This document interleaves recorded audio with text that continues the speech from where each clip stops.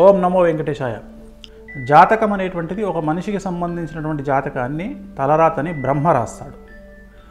మరి బ్రహ్మ రాసినటువంటి తలరాతను మార్చుకోవచ్చా అంటే మార్చుకోవచ్చు అని చెప్పి జ్యోతిష శాస్త్రం చెప్తా ఉంది.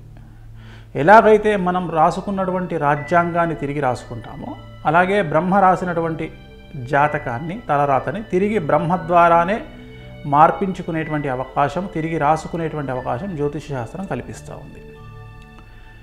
ఈ మధ్యకాలంలో నేను చెప్పినటువంటి విషయాలు కనుక గమనించినట్లయితే రాజకీయంగాను, ఇటు సినిమా పరంగాను, టీవీ రంగం పరంగాను నెగిటివ్స్ ఎక్కువగా చెప్పడం జరుగుతూ ఉంది.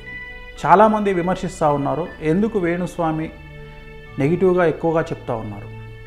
ముఖ్యంగా జ్యోతిష శాస్త్రం రీత్యా మాకు జ్యోతిష్కులకు ఒక నియమం ఉంది, మంచి చెప్పకున్నా పర్వాలేదు కానీ చెడు చెప్పండి అని. ఎందుకంటే చెడు చెప్పినప్పుడు ఆ చెడును ముందు జాగ్రత్తగా చెప్పడం వల్ల కొన్ని సంబంధించినటువంటి రక్షణకు సంబంధించినటువంటి విషయాలను జాగ్రత్తగా ఉంటారు చెప్పినటువంటి వాళ్ళు అనే ఉద్దేశంతో. ఉదాహరణ, ఒక వ్యక్తికి యాక్సిడెంట్ అవుతుందని చెబితే ఆ వ్యక్తి తన వాహనాన్ని నెమ్మదిగా నడిపేటువంటి ప్రయత్నం చేస్తాడు, జాగ్రత్తగా ఉంటాడు.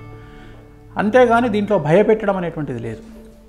ఇక నేను చెప్పుతున్నటువంటి ప్రజెంట్ చెప్పదలుచుకున్నటువంటి విషయం ఏమిటంటే 2014 మే 26వ తేదీ నుండి జూన్ 10వ తేదీ వరకు 15 రోజుల పాటు కాలసర్ప దోషం అనేటువంటి కుండలి ఉంది. ఈ సమయంలో ప్రమాణ స్వీకారం చేసినటువంటి నరేంద్ర మోడీ కానీ, చంద్రబాబు నాయుడు కానీ, కేసీఆర్ కానీ వ్యక్తిగతంగా సమస్యలు ఏర్పడే అవకాశం ఉంది. 2014లో ఏలినాటి శని అప్పుడున్నటువంటి కండిషన్ ప్రకారము శని అనేటువంటిది మారడం జరిగింది. తులారాశిలోకి శని ప్రవేశము, తర్వాత తులారాశి నుండి వృశ్చిక రాశిలోకి శని ప్రవేశించడం అనేటువంటిది గమనించాల్సి ఉంటుంది. ఎప్పుడైతే శని మారడం జరుగుతుందో రాశిరీత్యా ఆ సందర్భంలో ఆ సంవత్సరంలో విపరీతమైనటువంటి రాజకీయ మార్పులు, విపరీతమైనటువంటి ప్రకృతి వైపరీత్యాలు ఏర్పడడం మనం చూస్తూ ఉన్నాం. 2014లో మారినటువంటి శని 2017 ఫిబ్రవరి 26వ తేదీ నుండి మళ్ళీ ధనుస్సు రాశిలోకి ప్రవేశింపబడతాడు. కాబట్టి గుర్తుంచుకోవాల్సినటువంటి విషయం ఏమిటంటే రాజకీయంగా ఈ ముగ్గురికి, నరేంద్ర మోడీకి, చంద్రబాబు నాయుడు గారికి, కేసీఆర్ గారికి రాజకీయంగా విపరీతమైనటువంటి సమస్యలు 2017 ఫిబ్రవరి 26వ తేదీ నుండి ఏర్పడే అవకాశాలు గోచరిస్తూ ఉన్నాయి. శని ధనుస్సు రాశిలోకి ప్రవేశించగానే వీరికి సంబంధించినంత వరకు చాలా ఇబ్బందికరమైనటువంటి వాతావరణం ఏర్పడే అవకాశం ఉంది. ప్రతి దానికి, ప్రతి ఇబ్బందులకు కూడా, సమస్యలకు కూడా పరిష్కారం అనేటువంటిది ఉంటుంది. కానీ ఖచ్చితమైనటువంటి పరిష్కారం చేయించాలి. మాకు తెలిసింది ఇప్పుడు డెంగ్యూ కానీ, మలేరియా కానీ, టైఫాయిడ్ కానీ వచ్చినప్పుడు దానికి సంబంధించిన మందు వేస్తే తగ్గుతుంది తప్ప నాకు క్రోసిన్ మాత్రమే తెలుసు, నేను క్రోసినే వేసుకుంటాను అంటే తగ్గదు. అట్లాగే వాళ్లకు వ్యక్తిగతంగా ఉన్నటువంటి కాల సర్ప దోషం, మీరు కావాలంటే కుండలి కూడా చెక్ చేసుకోండి. ఆ కుండలిలో వీళ్ళు ప్రమాణ స్వీకారం చేసినటువంటి తేదీలో సంపూర్ణ కాలసర్ప దోషం ఉంది.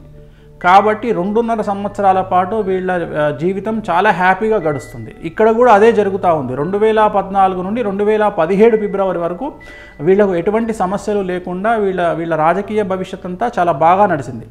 కానీ మిగిలిన 2.5 సంవత్సరాలు, 5 సంవత్సరాల్లో మిగిలిన 2.5 సంవత్సరాలు చాలా సమస్యాత్మకంగా ఉండేటువంటి అవకాశాలు గోచరిస్తూ ఉన్నాయి.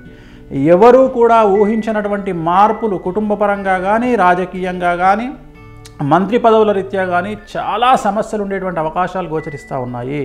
మంత్రి పదవుల్లో మార్పులు తీసుకురావడం వల్ల కావచ్చును, లేదా వీళ్ళు తీసుకునేటువంటి నిర్ణయాల వల్ల కావచ్చును, వీళ్లకు చాలా వ్యక్తిగతమైనటువంటి రాజకీయపరమైన ఇబ్బందులు, పదవి రీత్యా ఇబ్బందులు తలెత్తేటువంటి అవకాశాలు ఖచ్చితంగా గోచరిస్తూ ఉన్నాయి.